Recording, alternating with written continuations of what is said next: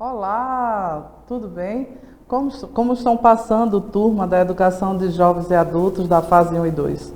É um prazer estar aqui com vocês em mais uma aula do nosso Escola em Casa. Meu nome é Suzana Farias e sou sua professora de matemática.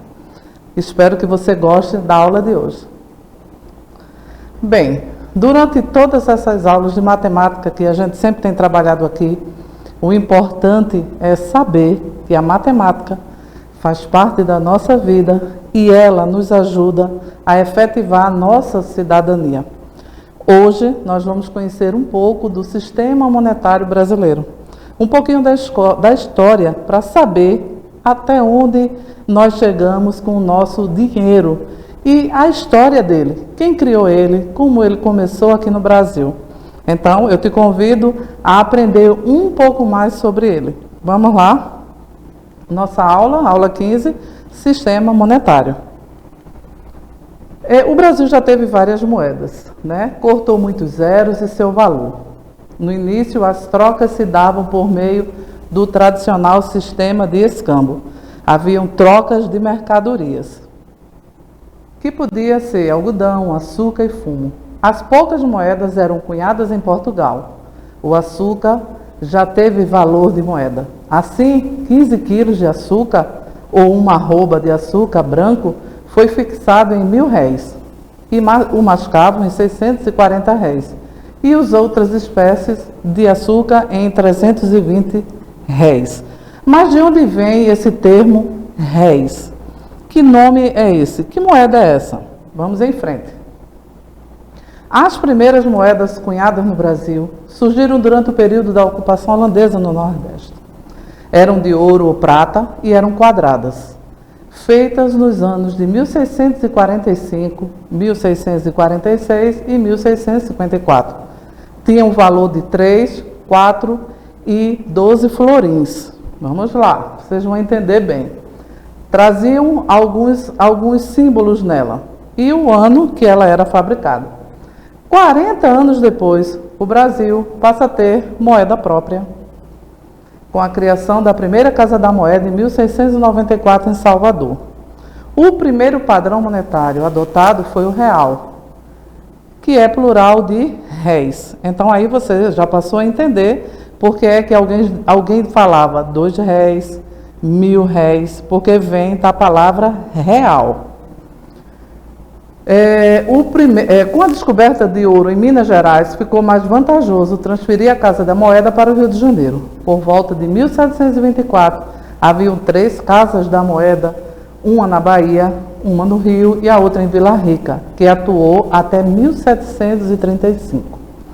Em 1808 é fundado o primeiro Banco do Brasil, esse que a gente conhece até hoje. Aí está na tela a moeda brasileira. Veja, até a palavra ano é escrita com 2 N's, né? Hoje a gente escreve a palavra ano com apenas um N. Mas aí nesse ano aí de 1645 era assim que era escrita. Ela foi cunhada pelos holandeses no Brasil e o material dela era ouro. Então, o próprio ouro valia mais do que a própria moeda. E o período foi da colônia de Dom João VI, né, restaurador. Pronto. Nesse período colonial, até 1942, a moeda era essa daí, era o réis. De 1942 a 1967, nós já tínhamos aí o cruzeiro. Veja essa moeda aí vermelha, essa nota vermelha, bem bonita, não é? Ela foi do período do Cruzeiro Novo. Então, até aí, nós já temos 3 tipos de moeda, o réis, o Cruzeiro e o Cruzeiro Novo, que foi de 1967 a 1970. Logo em seguida, voltou a ser novamente o nome da nossa moeda, Cruzeiro, que é de 1970 a 1986. De 1986 a 89, passamos a ter o cruzado. Então, nossa moeda passou agora a ter o nome de cruzado. Depois, em 1989 até 1990, o nome da nossa moeda era Cruzado Novo. Depois, em 1990 até 1993, voltou a ser Cruzeiro. Então veja o quanto vai mudando o nome de nossa moeda. Em 1993 a 1994, o nome da nossa moeda passou a ser Cruzeiro Real. E de 1994 até hoje, o nome da nossa moeda é simplesmente Real. Então, é a moeda que circula hoje. Por que eu expliquei tudo isso? Simples, porque através do conhecimento que a gente tem de nossa própria história, nós efetivamos melhor nossa cidadania. E a gente pode falar da nossa história, da nossa cultura, como algo que nós fazemos parte dela e ela faz parte de nós, das nossas vidas. Mas aí, quando eu trago para você toda essa história sobre a nossa moeda, é porque é importante saber que hoje, para a gente trabalhar, receber nosso salário, para que a gente possa fazer um troco de algum material que a gente venda, para que a gente possa vender ou comprar, para que a gente possa calcular bem o quanto a gente gasta de despesa nas nossas casas, quanto a gente gasta em tempo de divertimento, em saúde, nós precisamos entender o valor da moeda. E aí, durante todos esses processos de mudança de dinheiro, muitos zeros foram cortados dessa moeda, porque com a própria inflação, o dinheiro passava a ter menos valor. Então, nós que somos da educação de jovens e adultos, já vivemos muito desse período em que nossa moeda mudava de nome e também mudava de valor.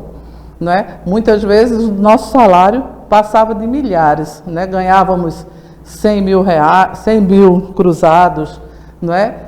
10 mil cruzados, e aí quando cortavam-se os zeros, ficavam em 10 reais, 2 reais, por conta da mudança dessa inflação sobre o dinheiro, a nossa moeda mudou. E aí, com isso, também mudou o cálculo das coisas que a gente comprava. Vamos lá. Além do real, que é essa moedinha aí que eu coloquei, essa nota de 200 reais, né? Que é uma nota tão rara ainda de se ver, né? É representada aí por esse guará, né?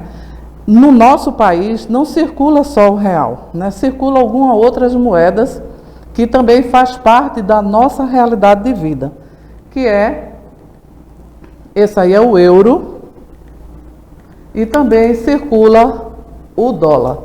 Através dessas duas moedas, que são consideradas as moedas mais fortes do mundo, né, nossa economia também muda. Então, o dinheiro, o nosso real, a nossa moeda denominada real, ela está ligada a um sistema monetário mundial. Por isso que quando há aumento de gasolina, aumento de combustível, tudo o que diz respeito a transporte e a utilização dos veículos vai ter aumento também. Muitas mercadorias aumentam em nosso país por conta dessas duas moedas, de euro e dólar, porque também nós trabalhamos, o Brasil e todo o mundo, trabalha com importação e exportação. Isso significa compra e venda de produtos. Então, são baseados nessas três moedas. Vamos fazer um cálculo para a gente entender melhor. Essa tabela aí, nós temos um valor, né, em porcentagem e o outro valor em dinheiro, em real.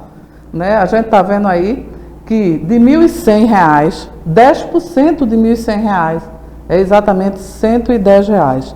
Imagine que alguém, né, uma pessoa que recebe R$ 1.100 de salário, precise pagar de pensão alimentícia esse percentual. Vamos dizer que ele vá a um juiz, né, e ele tenha que pagar essa pensão alimentícia, e o juiz determina que ele, desse valor, ele tem que pagar 30% do seu salário de pensão alimentícia. Aí está o cálculo do lado, como ficaria. R$ 1.100 menos R$ 330, ele ficaria com um total de R$ 770. Aqui é um contra-cheque. O contra-cheque é a mesma coisa. Tem o vencimento, que é o valor que se recebe, e o valor dos descontos. Entenderam agora por que é tão importante? Então, o seu desafio é calcular as suas horas trabalhadas e quanto você tem de desconto, para saber quanto você recebe de fato em dinheiro e poder fazer as suas compras. Espero que você tenha gostado da nossa aula sobre o sistema monetário. Quero dizer a você e encerrar a nossa aula com mais um pensamento de Paulo Freire, que ele diz que as terríveis consequências do pensamento negativo são percebidas muito tarde. Então, até a próxima aula e tchau.